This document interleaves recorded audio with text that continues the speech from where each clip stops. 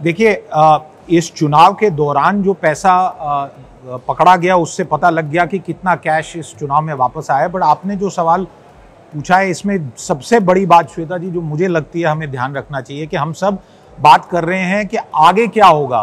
पर आज मोदी प्रीमियम से चुनाव के नतीजे से पहले क्या हुआ ये भी थोड़ा सा अगर हम इस पे विचार करें तो हम ये देखते हैं कि मार्केट्स ने, स्टॉक मार्केट्स में जिसमें लाखों नए निवेशक, भारतीय निवेशक, छोटे शहरों से, गांवों से जो निवेशक आए हैं, आज लगभग 12 लाख करोड़ का कलेक्टिव उनके वेल्थ में इजाफा हुआ है। और जहां पैसा होता है और इतनी बड़ी मात्रा में होता है तो कहीं ना कहीं पे बाजार ये संकेत दे रहा है कि मोदी प्रीमियम और मोदी से एक्सपेक्टेशंस क्या है। पहले 5 वर्ष हमने देखे, उसमें डिमोनेटाइजेशन जैसा चीज हुआ, जीएसटी आया।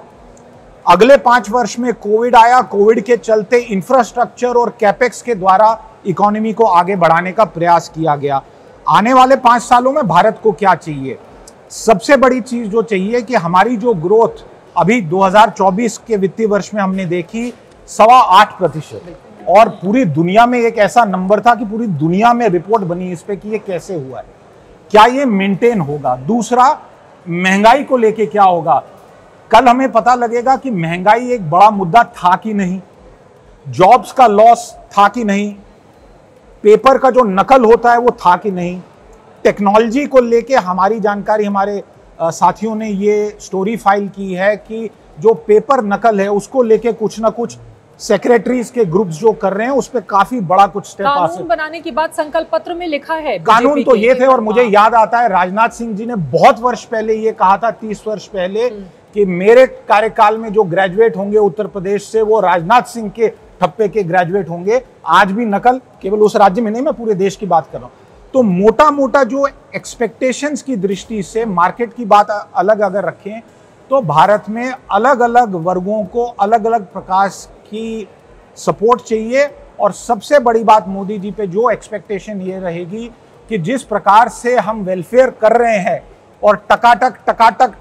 खटाखट कोई वेलफेयर नहीं है, जो दिया जा रहा है वो देते रहें और अर्थव्यवस्था बढ़ती रहे। ये सबसे बड़ी चुनौती 100 दिन और पूरे कार्यकाल की रहेगी। जीएसटी के दायरे में आएगा पेट्रोल डीजल इकोनॉमी बनाने की जो बात चल गौरव, रही है, जीएसटी कम होना चाहिए। इंश्योरेंस प्रीमियम पे हर साल आप प्रीमियम पे जीएसटी दे रहे हो, यानी ये बहुत विशेषज्ञों ने कहा है कि जीएसटी में बहुत ऐसी चीजें हैं जो एंटी मिडिल क्लास हैं, और ये मैं बिल्कुल दावे से यहां कहता हूं कि इन चीजों पे भी ध्यान देना चाहिए। मध्यम वर्ग को सपोर्ट चाहिए, कॉर्पोरेट्स को टैक्स रेट कट मिली, मिडिल क्लास को नहीं मिली, तो शायद कहीं ना कहीं पे हम सब की उम्मीदें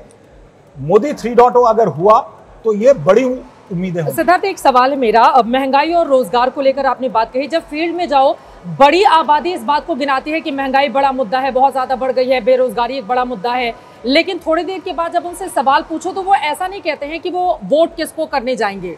तो क्या ये आपको लग रहा है कि महंगाई और बेरोजगारी अगर मुद्दा है तो ये विपक्ष को फायदा कर जाएगा? क्योंकि 2019 में भी ये मुद्दा था, 2014 में भी था, 9 के चुनाव को महंगाई रोजगार एक बड़े मुद्दे के तौर पर हर बार सामने आता है, लेकिन वो वोट में कन्वर्ट क्यों नहीं हो पाता है, ये भी बड़ा सवाल चित्रा जी, कल शायद हमें ये डेटा मिल पाएगा कि जिन